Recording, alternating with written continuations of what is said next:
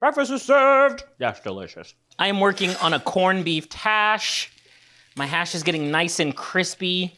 The trick there, just let it sit. Make sure you have a pan with enough surface area for your potatoes and corned beef, and then just let it cook. That'll give you that crispy texture, nice browning all around. Kind of let it go, let it sizzle, develop that crust. That's the characteristic of corned beef, is a lot of texture, a lot of crispy, crunchy texture from those potatoes and beef. This is a super simple shortcut version of corned beef. I love taking grocery store shortcuts, as you know. I'm using Potatoes O'Brien. They already have chopped up potatoes, peppers, and onions. Of course, you could do all that work from fresh potatoes, dice up an onion, dice up some peppers. But this bag of frozen potatoes and peppers and onions makes it so easy. So I start with that, sauteing it, getting it nice and crispy, and then I add my corned beef in. Corned beef is typically brisket that is cured in a salt solution, usually spiced with peppercorns, coriander, mustard seeds. Could be a variety of spices, but corned beef has a lot of flavor and texture from that preservation technique, the salt curing. So just letting this go a little bit longer. I'm using an oven-safe pan. This is a carbon steel pan. You can use a cast iron skillet, anything that you can put in the oven. My one bit of advice when it comes to dealing with potatoes and crisping them up, don't put a whole bunch in here so they just steam. You really want that moisture to evaporate pretty quickly so they get crispy. So you can either work in batches for your potatoes or get a large enough pan with a lot of surface area. I'm a meddler in the kitchen. I like to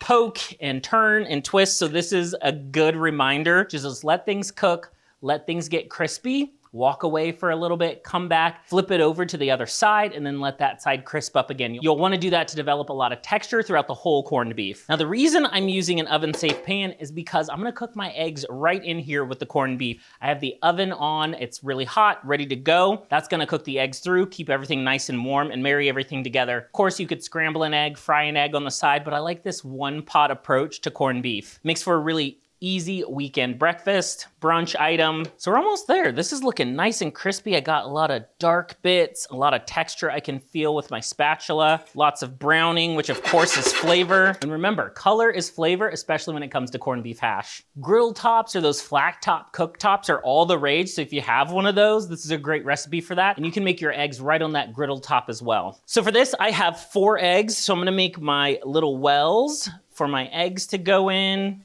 These are the spots where they're gonna cook up, combine with the corned beef hash. I like doing it this way, saves a step, saves a pan. If you wanna poach your eggs or scramble them, you can of course do them on the side, but I think this is just a fun way to make this a quick one-pan breakfast. One-pan meal, doesn't even have to be for breakfast. I'm gonna crack my egg right into each of those sections. You can always break an egg into a small bowl, make sure there's no shell in there, and then you can pour the egg into there. So now my eggs are in there. Just gonna season them up real quick, why not? Pepper. All you really need is a little bit of salt, but hey, why not add some pepper? So this is gonna go directly into the oven. Will you fit with this large handle? My original idea was to do a corned beef hash Benedict. So like instead of an English muffin, you'd make a little corned beef hash patty and then put your poached egg on top of there. But then I was like, that's a lot of steps just to have corned beef like essentially in the same form. You'd have it just spooned into a plate with an egg on top. So then I was like, I'm just gonna do a quick and easy version, just throw it in there. I pull it just as soon as those egg whites are set. I love a runny yolk, so I let that yolk be nice and gooey and creamy. Careful, that's hot. This is what I usually do. So just put my pot holder over the handle just as a reminder that the handle is hot if you try to grab it. So let's dig into this. When it comes to corned beef, adding that to your potatoes, you could use canned corned beef. Deli sections sometimes sell prepared corned beef, or you can make a corned beef yourself. Oh, look at that.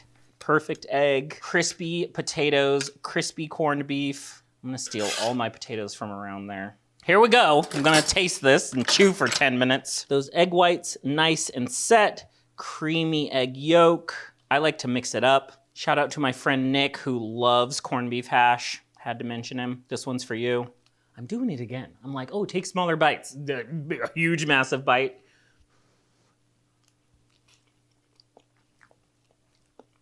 That's delicious. A lot of texture in that hash, creamy egg, really salty and savory, which I love about corned beef hash. You can't go wrong. Find some corned beef at the grocery store. You don't have to go through the process of curing it yourself. A lot of times you'll find just a brisket with the cure already on it. All you have to do is throw it in the oven, on the grill, smoke it, however you like to cook it, or find prepared corned beef. It's already cooked through. You just need to add it to your hash, fry it up in your skillet, toss it in the oven with a couple eggs, and you're good to go. A simple, delicious breakfast. A lot of history in corned beef, I feel like. Corned beef and cabbage. I've had Reubens that use corned beef before. It really is kind of a versatile protein, a versatile meat that's in so many classic dishes. And this one's yummy. Breakfast is served. Oh, I need some toast. Some toast would be so good with this.